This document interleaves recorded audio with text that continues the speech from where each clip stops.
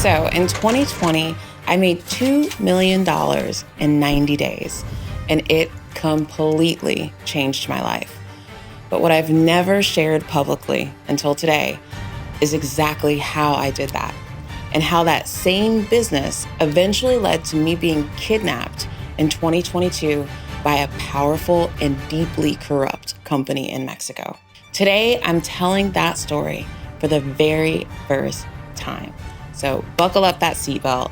This is Faith and Fire by Laura Alexis.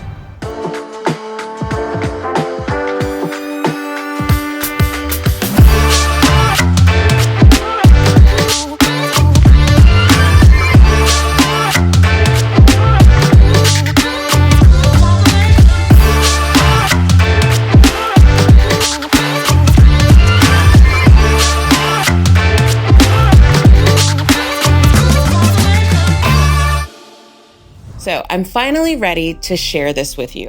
The first was fear. For a long time, I was afraid that the people involved, the corrupt powers behind all of this, were still watching me, and they are. I also had to sign a 3-year NDA saying that I wouldn't speak about what happened. And I think they assumed that I would forget or I would stay quiet. The second reason is much deeper. I hadn't yet fully understood that the only thing that I truly have to fear is God. Not people, not harm, not loss. As a child of God, walking in the purpose of Christ, whatever happens in life is filtered through Him first.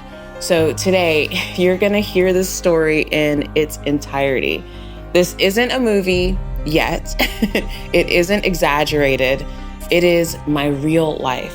And in future episodes, I'll be sharing journal entries from that season because it's very, very real to me. And more than anything, this is my testimony. I believe that in 2014, when I thought I gave my life to the Lord, it was an emotional experience. But I didn't actually change my ways. I was extremely religious, but I was still living in the world.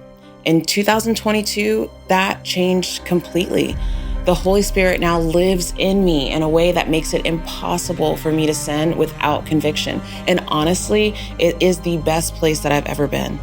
My hope is that this story encourages someone else to take your story, your prison, your betrayal, your corruption, and remind you that it's not the end. So let's go back to 2020 when COVID hit.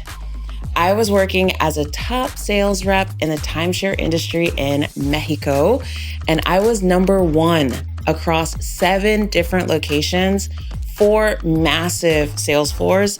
They literally called me the queen. And I didn't get there by accident. No one else in my department had a personal assistant, but I did. And I did that strategically because I learned early on that once clients went home, things changed. Paperwork disappeared, promises were altered, and so I decided to protect my clients. We always stayed in contact, and we followed every administrative detail. We made sure that the deal they were sold was the deal they actually received.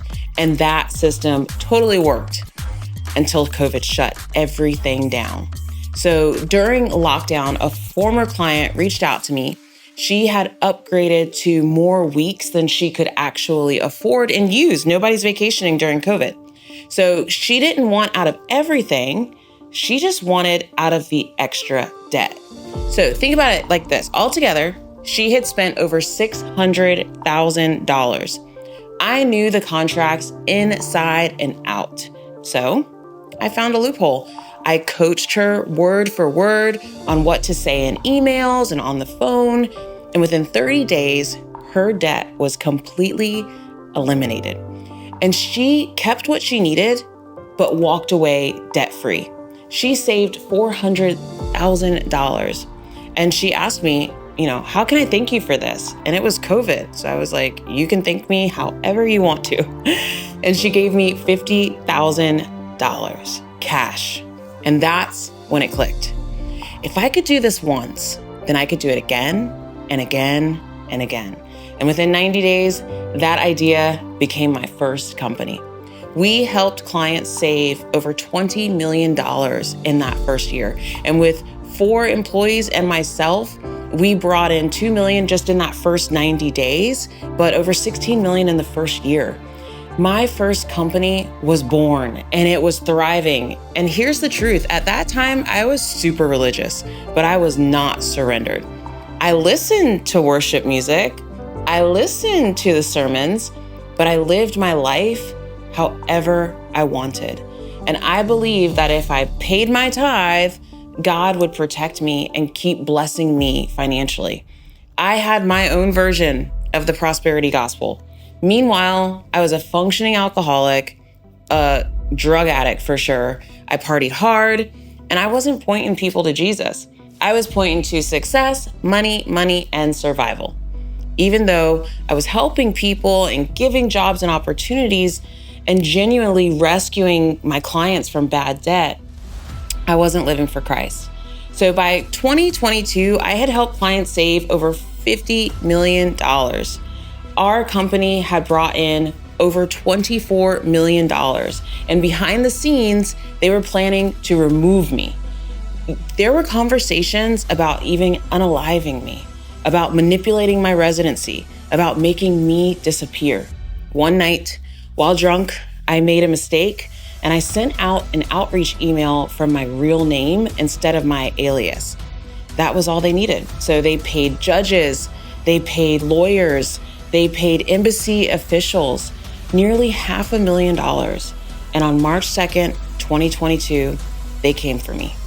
20 armed guards, AK-47, all because of who I helped and what I exposed. I'm not gonna lie, I thought when it was happening, it was a joke. I even thought that they were there for the drugs that were in my purse, but they weren't. I was manipulated into signing paperwork and I didn't understand what was going on. I just was like, this is gonna end. I'm gonna do what they tell me to. I'm gonna get out. But I was flown to Jalisco. I was denied bail. I was labeled a danger to society. And then I was put in Punta Grande federal prison, the same prison that once held El Chapo. For 97 days, I tried to fight in my own strength. I paid lawyers who were planted to drain me. I trusted the wrong people. I lost so much money. And then on day 98, I surrendered. I said, Lord, whatever you want to teach me here, I receive it. If I never get out, I will still serve you. And that is where everything really changed. That's where Pop Recovery Systems was born, on paper, in a prison cell. I read my Bible, I shared the gospel, and I changed. I was still helping clients from inside prison on 3-way calls through my sister, saving millions more so that I could survive, pay lawyers, and maybe even eventually get out. Eventually, the judge that they paid went on vacation, and a substitute judge stepped in. He saw the truth, but he was going against the powers that be, so it was a risk for him. So I had to pay him 2.2 million pesos to get him just to do the right thing. I was released, and oh, by the way, I was 7 months pregnant. Because when I first got kidnapped, it was 2 days after my wedding in Colombia. I had conceived during that time and I didn't realize it. So I was released 7 months pregnant. And even then, there were more setups, more bribes, more attempts to trap me, but I made it out. I fled the country. My accounts were frozen. My residency was revoked. I left with nothing. Everything was stripped down to obedience. That prison saved my life because without it, I would have never fully surrendered to Christ. And I'm sharing this because some of you are in hell right now. And if you're wondering if God sees you, He does. These businesses that I have now were born from the darkest place of my life. And I want you to know that God specializes in redemption.